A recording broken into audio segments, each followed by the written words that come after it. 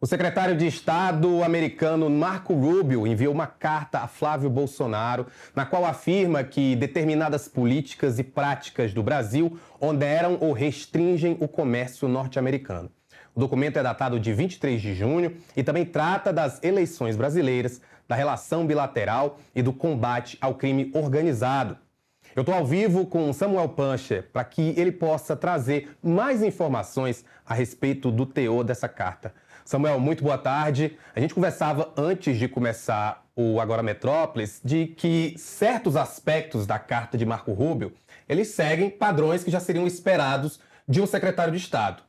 Me fala primeiro desses aspectos que você acredita que são mais padronizados, uma resposta que poderia ter sido para outro representante brasileiro, outra pessoa de outro país, para daí a gente entrar nas partes mais específicas também que você comentou.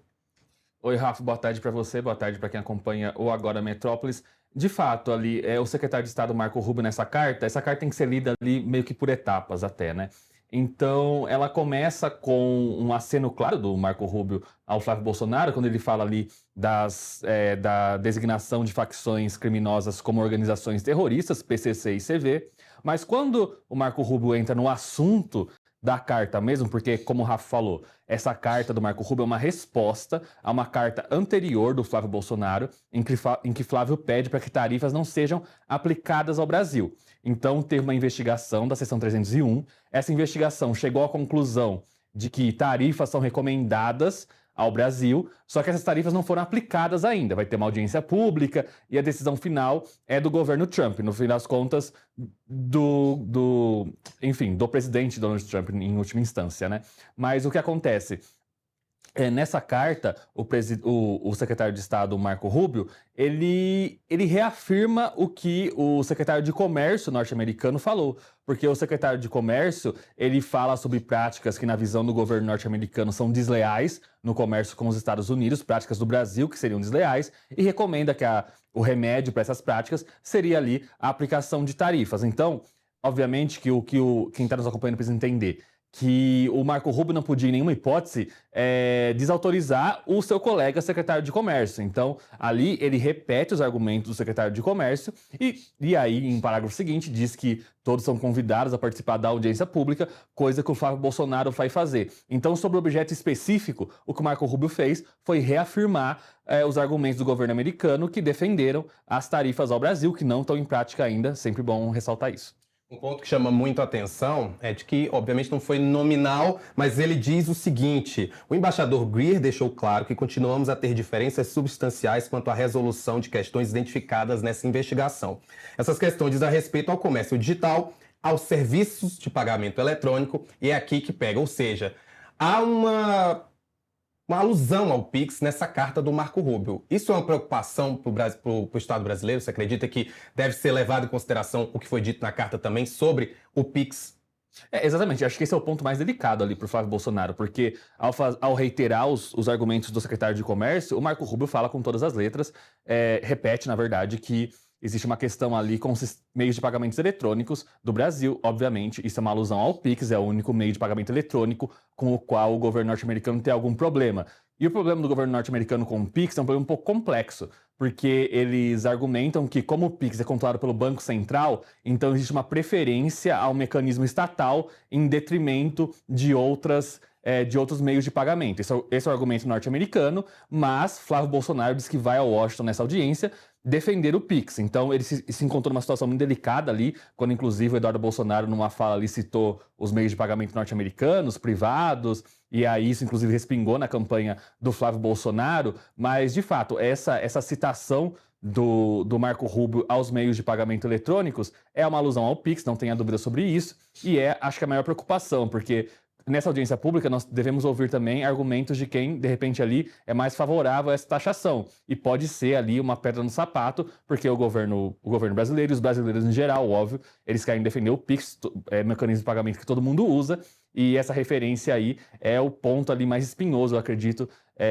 para o Flávio Bolsonaro nessa resposta do Rubio, Rafa. E pelo teor da carta, Sam, você acredita que essa fala de Flávio Bolsonaro durante a audiência pública ela pode fazer alguma diferença? Isso, como eu disse, baseado no que já foi dito no texto do Marco Rubio? Se vai fazer alguma diferença, a gente não pode cravar, porque é difícil a gente, de novo, né? No fim das contas, a gente tem que prever aqui o que está na cabeça de Donald Trump, não é uma tarefa fácil, a gente tem vários exemplos recentes aí disso, né, Rafa? Porém... Desde do pleito passado, desde quando ele foi presidente pela primeira vez. Exatamente, assim, vai né, piorando com o tempo ali a imprevisibilidade do presidente norte-americano. Mas o que a gente pode, uma possibilidade razoável é o quê?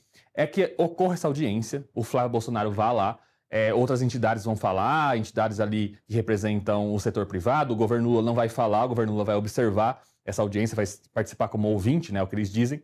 Mas o que acontece?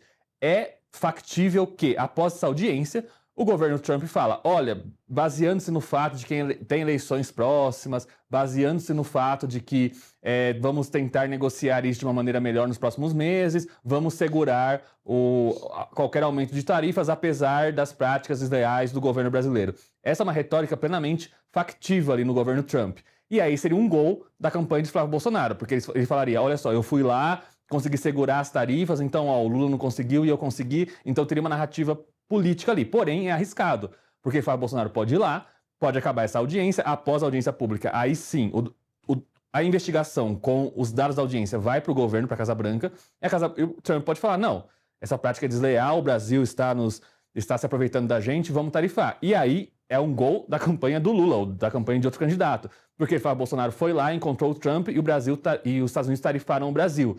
Então é meio que uma loteria aí o que vai acontecer. E pela resposta do Marco Rubio, como uma resposta diplomática, a gente vê que não tem o martelo batido, porque se os Estados Unidos não quisessem tarifar de jeito nenhum, o Marco Rubio podia já dar essa resposta ali. Olha, nós não temos intenção, vamos se reunir, não sei o quê. Então a resposta diplomática está na linha do que o secretário de Comércio defendeu. Agora vai ter audiência pública e após a audiência pública, de fato vai haver alguma coisa. Ou um gol da campanha do Flávio Bolsonaro, ou um gol aí do governo Lula e de outros candidatos, enfim, porque, de fato, um tarifaço, agora que o Flávio Bolsonaro foi respondido e, de fato, assim, está na pessoa dele ali, a resposta é o Flávio Bolsonaro. Então, se ele não conseguir que essas tarifas não sejam aplicadas, de fato, a narrativa contra ele fica muito ruim, no sentido de que ele conversou com o governo norte-americano se articulou com ele, e mesmo assim, o Brasil foi tarifado. O jogo está aberto, né, Rafa? E, Samuel, a gente viu recentemente o presidente Lula lá em Genebra, depois que acabou o encontro do G7, e ele foi bem claro e bem incisivo, dizendo que Trump não deveria se envolver com as eleições no país. E aqui vem, para mim, a parte mais grave dessa carta, queria que você também pudesse analisar, na qual o Marco Rubio disse: observamos seu otimismo em relação às próximas eleições de outubro e sua generosa oferta de colocar uma equipe de transição à nossa disposição caso o senhor seja eleito. Essa preocupação de uma intervenção americana nas eleições, ela já é real, já é tangível, pelas falas, obviamente, também do próprio Donald Trump, ao fato de que Marco Rubio diz que Flávio Bolsonaro já ofereceu um grupo de transição dentro de um eventual governo dele. O que é que isso representa para esse receio de uma intervenção americana durante as eleições de 2026? Rafa, essa fala chama atenção por dois motivos, tá? Não é segredo pra ninguém. Ontem eu conversava com uma colega nossa, jornalista norte-americana, por conteúdo que a gente vai disponibilizar aqui no Metrópolis em breve, e ela cobre muito de perto a política norte-americana, e ela falou, o Marco Rubio não disfarça mais. Então, o Marco Rubio tem ali uma predileção por um candidato. Ele não expressa isso com todas as letras nesse trecho, mas ele fala sobre a equipe de transição estar à disposição do governo norte-americano. De novo, esse é um parágrafo que, dependendo do uso político dele, o governo Lula, que é o principal opositor atualmente ao Flávio Bolsonaro, pode usá-lo muito bem na campanha. Olha só, ele quer deixar o Brasil à disposição dos Estados Unidos durante a transição, né? Nem depois que for eleito. Por outro lado, a questão da intervenção durante as eleições é uma possibilidade que, de certa forma, pode ser um tiro o tiro pode sair pela culatra, porque vamos supor que aí a gente está falando, obviamente, de algum apoio explícito ou mesmo uma pressão ali para que Flávio Bolsonaro seja o candidato eleito. A população brasileira, a gente viu isso no tarifaço, não reage bem a esse tipo de atitude. Tem uma pesquisa recente do Datafolha mostrando que a maioria da população brasileira é a favor, por exemplo, de designar PCC e CV como terroristas, mas é contra uma intervenção dos Estados Unidos a respeito. Olha só. Então, aí é uma sabedoria até interessante da população brasileira, no sentido de que, olha só, a gente concorda que essas facções criminosas podem ser designadas como terroristas, elas aterrorizam aqui a população, mas não quer dizer que um governo estrangeiro deve vir aqui e atuar contra elas. Então é uma inteligência, é uma diferença que parece pequena, mas na prática é muito grande.